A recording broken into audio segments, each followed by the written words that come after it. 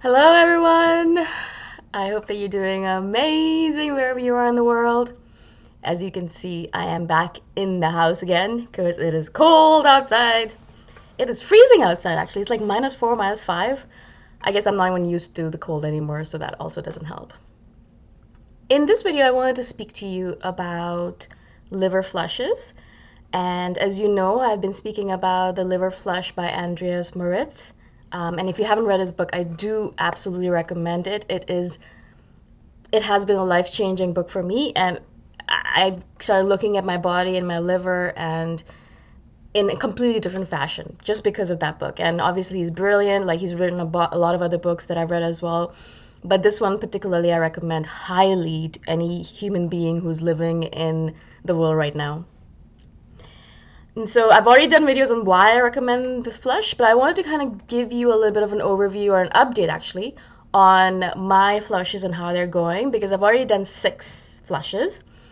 And I think the first time I did a video about liver flushes, I think I was at the second one or the first one. So it was pretty far back in the past. It was, I think, March or April that I did the first one. And so obviously it's November now.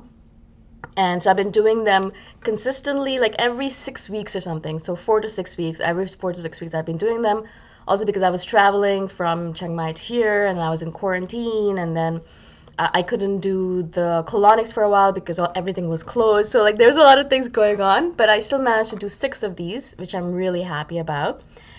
And so I wanted to kind of give you, as I said, an update on what's going on with my body, with everything that I am, and how my metabolism is going, my digestion.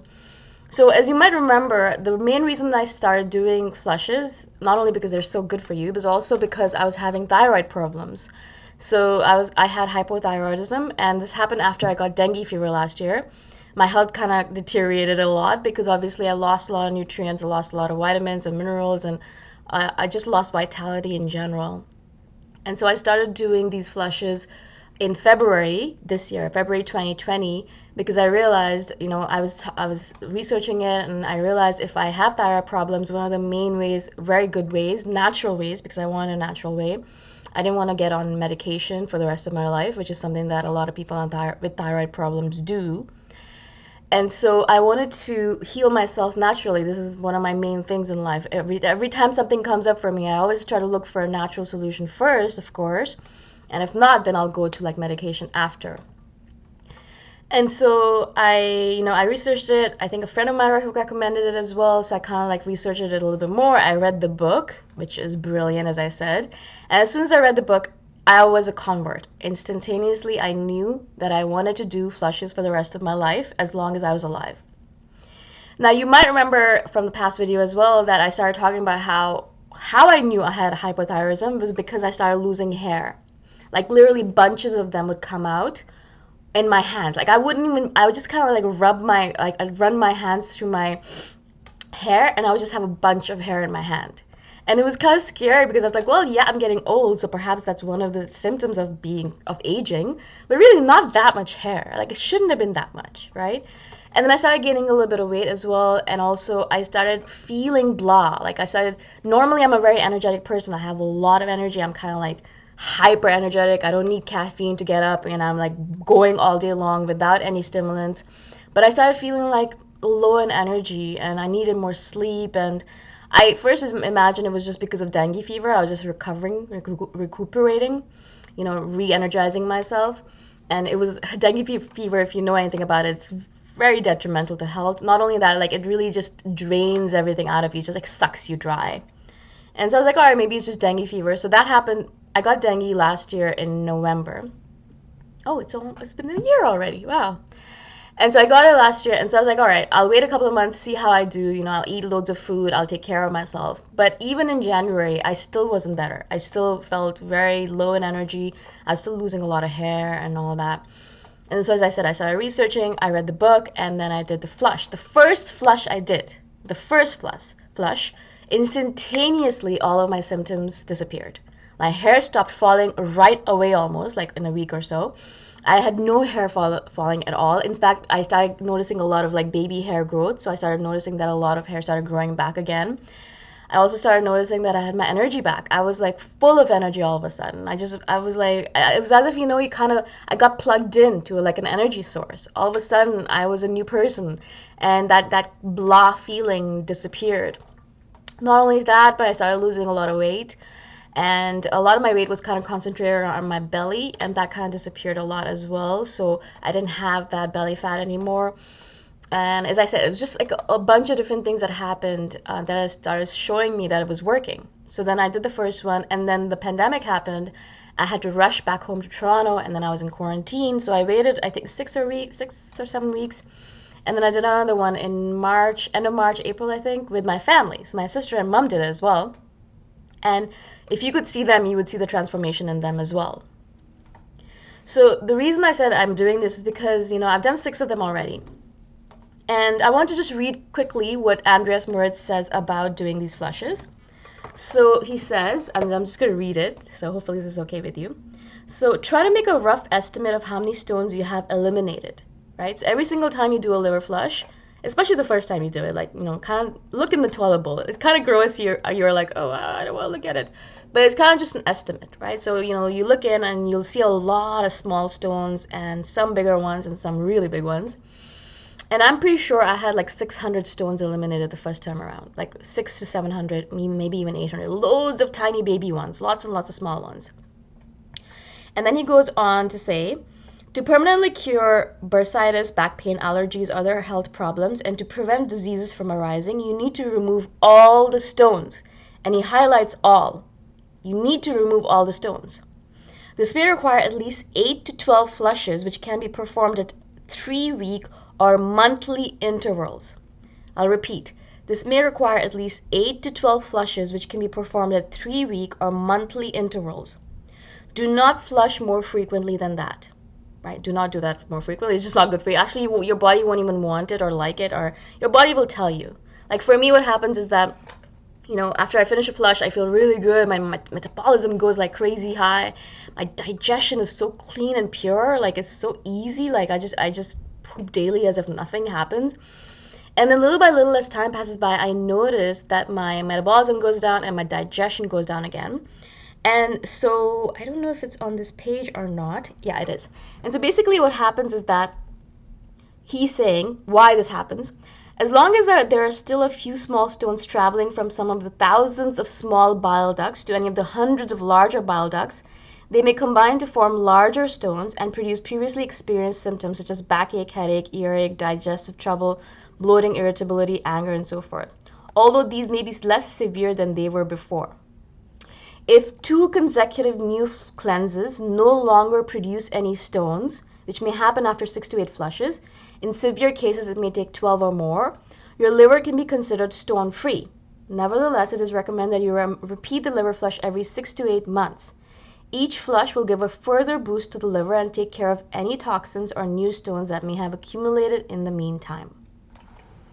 So this is extremely important, and that's the reason I wanted to do this video, is because I wanted to let you know that, first of all, you shouldn't do flushes very often. Yeah, so kind of follow your body's wisdom, right? Like I kind of usually just wait for my body to tell me. And as the excerpt I just read says, basically what happens is that, you'll flush the stones out, and then as the stones are eliminated and your liver is a little bit cleaner, what happens is all of the small bile ducts with the stones in them, they start traveling to the bigger ones. So they start kind of moving in your liver.